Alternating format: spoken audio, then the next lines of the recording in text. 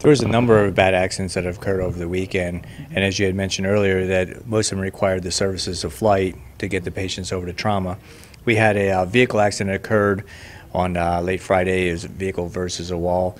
The person had self-extricated, wasn't discovered for quite a period of time, and then it was subsequently transferred care to Mercier and was flown to trauma.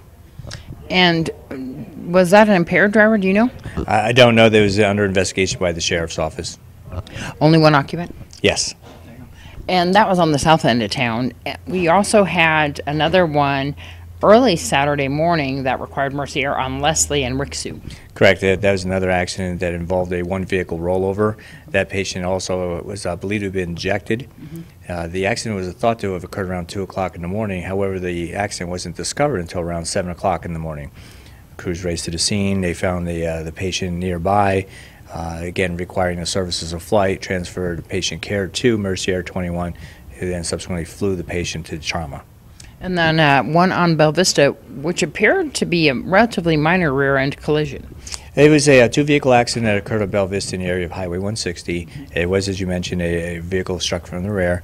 There was patient assessment done, and quite frankly, there probably would have been a transfer to Mercier at that point, but they were on another flight. The patient was taken to Desview, and it's my understanding may have been flown out to trauma later. And only one person injured in that accident as well? Best of my knowledge, yes. And then early this morning between Pahrump and Amargosa. Yes, another accident at a one-vehicle rollover that occurred on Bella Vista, probably a little bit closer towards Amargosa. They requested our assistance, and the two agencies worked together and they extricated a patient from the vehicle, and our crews also managed an LZ for Mercier. And that's only one occupant of that vehicle too as well? That's my understanding, was a one person, yes.